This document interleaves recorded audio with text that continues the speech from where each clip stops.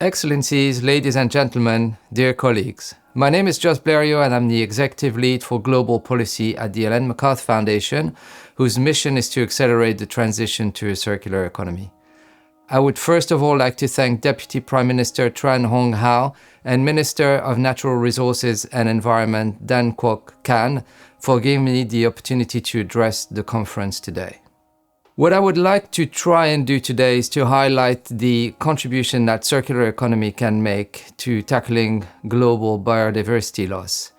And as we already know, we've lost, according to the World Economic Forum, about 60% of the animal population since the 1970s. The extractive and wasteful use of resources amounts to 90% of global biodiversity loss, according to the International Resource Panel. And more than half of global GDP depends on nature and ecosystem, which is about equivalent to $44 trillion. There are, of course, a lot of negative impacts when it comes to pollution, water stress, but also air quality, and the list goes on. And as we know, these things are not going to be addressed by simple tweaks to business as usual. And the root cause of all of these issues, as we know, is our linear take, make, and waste system. So in this context, what can circular economy do? It's clear that we need to transform the way we make and use products and how we grow food. Leading scientific organizations such as the IPBES stress that biodiversity loss can only be tackled by transformative changes, which is another way of saying conservation efforts without challenges to business as usual simply will not work. In 2021, the Foundation launched a report titled The Nature Imperative. It looks at examples in 4 key sectors of food, built environment, textiles, and plastics. All of the strategies highlighted in the report sit at the heart of SDG 12, which addresses sustainable consumption and production. If we take a specific biodiversity lens to the 3 principles of the circular economy, we can see, for instance, that eliminating waste and pollution translates into reducing threats to biodiversity. For example, if we ban specific toxic substances and promote the reuse of plastic packaging, just to take an example, this already helps, but it can only go so far, as we need to address what gets put on the market in the first place. The second principle is about keeping products and materials in use, and that allows us to leave room for biodiversity, because if you reduce the virgin material needs, you reduce extraction, and what you don't waste, you don't need to replace. Therefore, this works across a variety of sectors, from textiles to the built environment, and it's about maximizing asset utilization. The third principle is about regeneration of natural systems, and that enables biodiversity to thrive by closing nutrient loops and making sure that the right substances and materials go back to the soil so it can improve its productivity. But that, of course, involves specific infrastructure as well, because you need to collect the organic waste and make sure that it goes back where it should.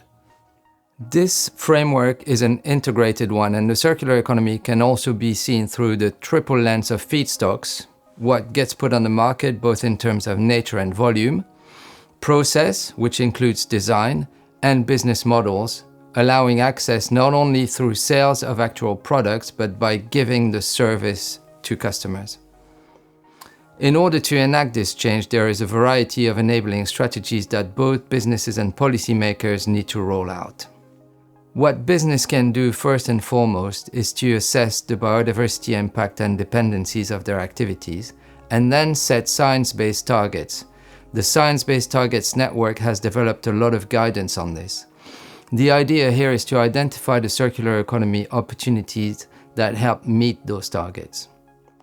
An example taken from the report, the fashion brand Stella McCartney estimated that 28% of its impact was due to the use of virgin cashmere.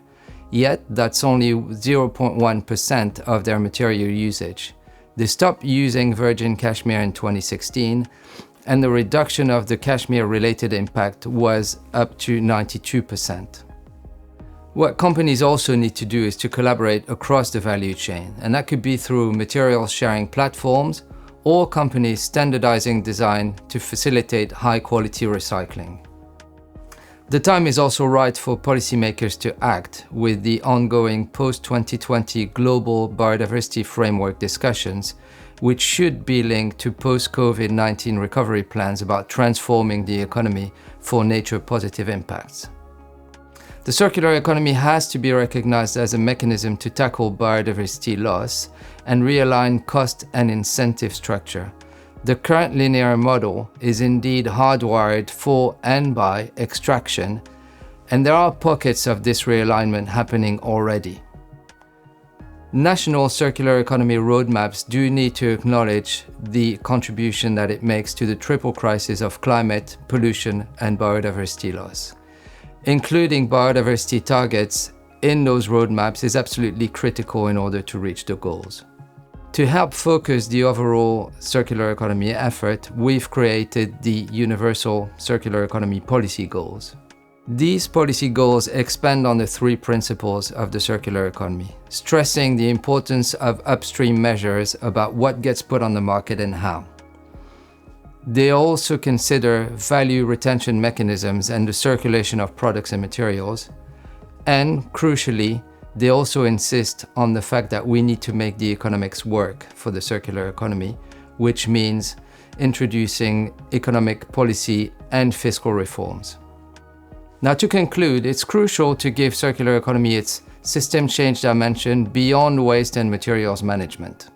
We established a link with climate in our 2019 Completing the Picture report, and we're carrying on joining the dots with the nature imperative. There is growing momentum, as shown by the convening of this excellent event. Excellencies, ladies and gentlemen, dear colleagues, I thank you again for your time.